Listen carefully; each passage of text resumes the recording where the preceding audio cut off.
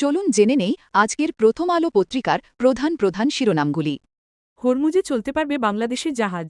Israel ও যুক্তরাষ্ট্রের সঙ্গে চলমান যুদ্ধের মধ্যেই হরমুজ প্রণালী দিয়ে বাংলাদেশসহ ৬টি দেশের জাহাজ চলাচলে সম্মতি দিয়েছে ইরান। তেহরান জানিয়েছে, নির্দিষ্ট কিছু বন্ধুরাষ্ট্র এবং বিশেষভাবে অনুমোদিত দেশের জন্য এই জলপথ খোলা থাকবে।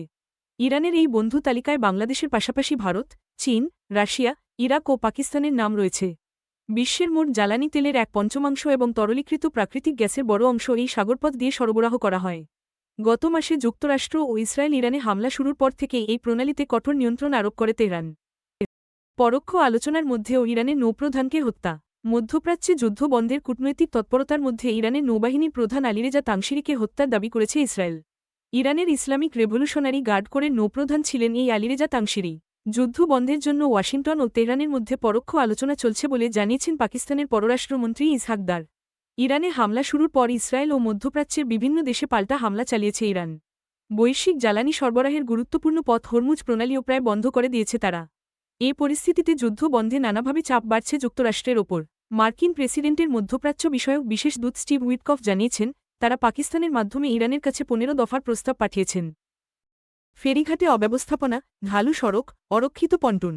পদ্মায় বাসডুবিতে উদ্ধার হওয়া ২৬ জনের মরদেহ স্বজনদের কাছে হস্তান্তর করা হয়েছে। নিহতদের মধ্যে রাজবাড়ী জেলার ১২টি পরিবারের ১৮ জন রয়েছেন। দৌলতদিয়া ফেরিঘাটে এই মর্মান্তিক দুর্ঘটনাটি ঘটেছে। ফেরিঘাটের নিরাপত্তা ব্যবস্থার ঘাটতি ও ঘাট পরিচালনার বিশৃঙ্খলার কারণে এমন মর্মান্তিক ঘটনা ঘটেছে বলে মনে করছেন সংশ্লিষ্ট ব্যক্তিরা।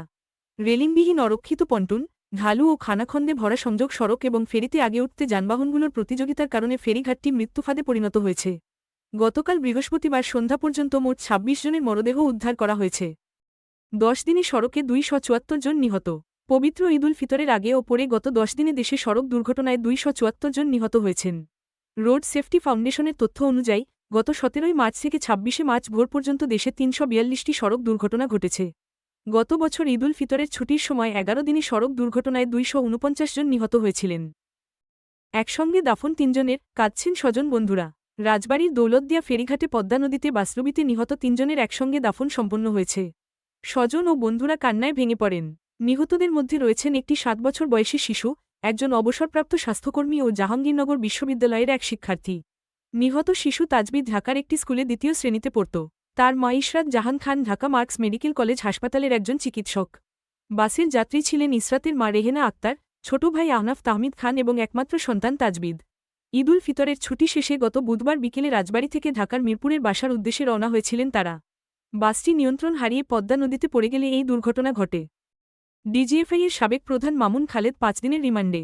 প্রতিরক্ষা গোয়েন্দা মহাপরিদপ্তরের সাবেক মহাপরিচালক লেফটেন্যান্ট জেনারেল অব. শেখ মামুন খালেদকে জিজ্ঞাসাবাদের জন্য ৫ দিনের পুলিশ রিমান্ডে নেওয়া হয়েছে। গতকাল বৃহস্পতিবার পুলিশের আবেদনের পরিপ্রেক্ষিতে আদালত এই রিমান্ড মঞ্জুর করেন। তাকে গত বুধবার রাতে ঢাকার মিরপুর এলাকা থেকে আটক করে ঢাকা মহানগর গোয়েন্দা পুলিশ। এর আগে গত সোমবার রাতে অবসরপ্রাপ্ত সেনা কর্মকর্তা লে. জেনারেল মাসুদ উদ্দিন চৌধুরীকে গ্রেপ্তার করা হয়। চুরির অভিযোগ ছেলের বিরুদ্ধে, মা বাবাকে মারধর, মায়ের আত্মহত্যা। জামালপুর সদর উপজেলায় গরু চুরির অভিযোগে ছেলেকে না পেয়ে তার মা বাবাকে সালিশে মারধর করা হয়েছে। স্বজনেরা দাবি করেন, অপমান ও নির্যাতন সহ্য করতে না পেরে ওই নারী আত্মহত্যা করেছেন। গতকাল বৃহস্পতিবার সকালে উপজেলার পূর্ব কোটামনি এলাকায় এই ঘটনা ঘটে। নিহত ওই নারীর নাম জোছনা বেগম, বয়স ৪৫ বছর।